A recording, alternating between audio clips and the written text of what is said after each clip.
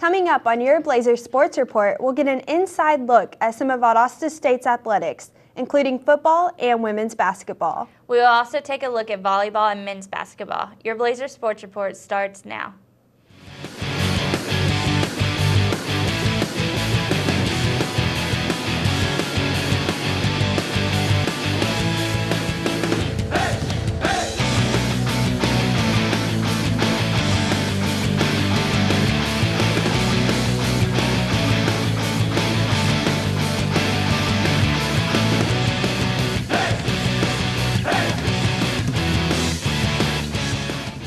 Hello and welcome to the Blazers Sports Report. I'm Kaylee Griswold. And I'm Brittany Pinland.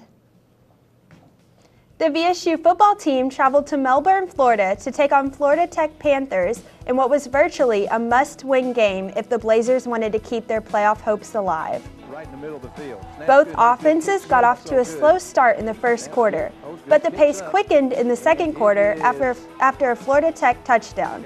The Blazers went on to score 14 unanswered points with rushing touchdowns from Cedric O'Neal and Austin Scott. The Blazers took a 17-9 lead going into halftime. O'Neal had 2 more rushing touchdowns in the second half. Florida Tech made a late push with 20 points in the fourth quarter, but the Blazers were able to hold on for the 31-29 victory. The Blazers' offense was balanced with over 400 yards combined on the ground and in the air. Austin Scott and Cedric O'Neal combined for 173 yards rushing and 4 touchdowns to help the Blazers retain possession throughout the game. The Blazers have put together 6 straight wins since their last loss on September 27th against North Alabama. The game was decided on a last-second field goal, which the Blazers will look to avenge this week. The game will be on Saturday at 1 p.m. in Florence, Alabama. Make sure to check out bstateblazers.com for more information on where the game will be streamed. Blazers sports reporter Corey Brindley got a chance to catch up with the team this week before they travel to UNA to take on the Lions on Saturday. The Valdosta State football team clinched a spot in the playoffs with their 31-29 win over Florida Tech last Saturday. The team will be traveling to Florence, Alabama this weekend to square off with the number 4 seed North Alabama. We got a chance to catch up with quarterback Caleb Nobles to check in on the team. Well, we've beaten some really good teams. Our strength of schedule is pretty good. Obviously, we had 2 tough losses to Delta and North Al. We really had a chance to beat North Al, and we didn't play very good versus Delta. So, we should deserve a chance, at least a chance to get in the dance and see what we can do from there. The Blazers have proven to be a force to be reckoned with this season, and Nobles and his teammates definitely feel like they have earned their spot in the playoffs. We're really explosive on offense right now, and our defense has been playing great all year. Haven't really had a bad game. We're on a hot streak right now. We're kind of rolling. So I think that if we can just get a chance to get in the dance and maybe play some good teams, hopefully get out there and make some plays, and teams might want to watch out. But that we got to all do our job. That's the only thing that's important, is make sure we do our job. With your Blazers Sports Report, I'm Corey Brindley. Thanks, Corey. We wish the best of luck to the football team as they look to make another deep run into the playoffs this year. The Lady Blazers basketball team has been working hard to prepare for the new season. Here's Blazers sports reporter Daniel Benet with an update on how the team got the season started. The VSU women's basketball team began their 2014-2015 campaign with a rocky start against Eckerd College, falling 76-59 to the Tritons. After going into the half down just 4 points, the Blazers had the game ripped away when Eckerd caught fire in the second half to take a 38-25 advantage for the period. VSU allowed the Tritons to shoot nearly 61% from the field, going 14 of 23 total. The Tritons shot 58% for the game and 47% from the three-point line. VSU shot just 42% from the field and shot under 30% from the three-point line. Leading the way for the Blazers was Amari Simpson, who had 14 points on 4 of 7 shooting.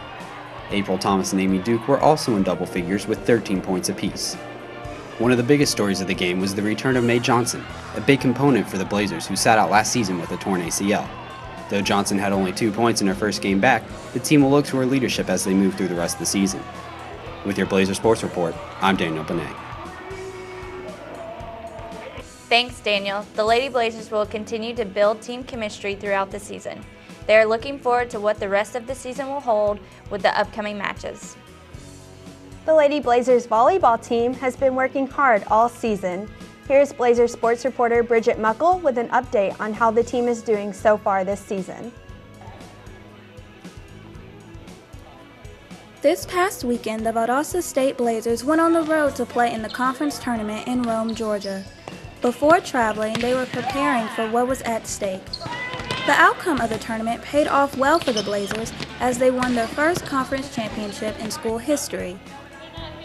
Ashley Lala talks about a major accomplishment and how they were successful this year up to this point. I think winning all of our home games this year, that was a huge accomplishment for us, and that was one of our main goals this year, and so that we've already accomplished that is just a great feeling. We work on things like whenever we have a game and we struggle with one thing, Coach Swan takes that certain aspect and we work on it the very next day, and we always are improving on it. So like say we have a bad defensive day, then we'll come and just work on defense, and then the next game it'll be so much improved. So I think that is a great thing that we do. With a record of 24-7, the Lady Blazers hope to continue their excellent play into the Division II Women's Volleyball Championship in December. With the Blazers Sports Report, I'm Bridget Muckle. Thanks, Bridget. The Lady Blazers clinched a spot in the Gulf South Conference Tournament with their win against North Alabama. Good luck to the Lady Blazers in tournament play. The men's basketball team had their first game against Lane College recently. Here's Rachel Ramirez with more. The Valdosta State men's basketball team faced off against the Lane College Dragons last Friday night. Josh Lemons scored the game's first points, followed by a three-pointer from James Spencer. Blake Justice was able to sink 2 free throws soon after, bringing the Blazers to a 7-point lead within the first 3 minutes of the game. The Dragons were able to catch up as the first half wore on and kept the score pretty close throughout the game, with BSU only able to claim a 42-40 halftime advantage.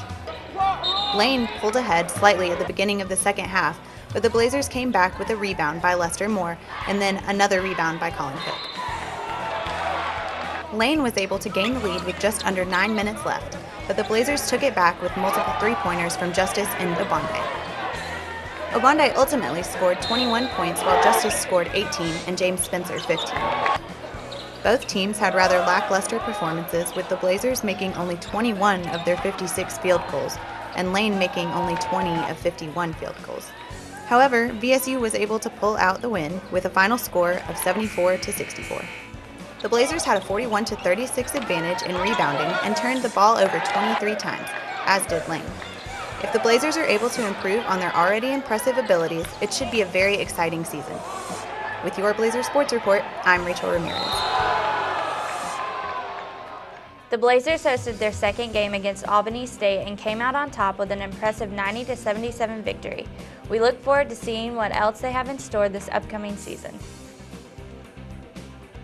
Well, that wraps up our show for today. Again, I'm Brittany Pinland. And I'm Kaylee Griswold. Next time we will have a special edition of the Blazers Sports Report and take an in-depth look at players from this year's teams.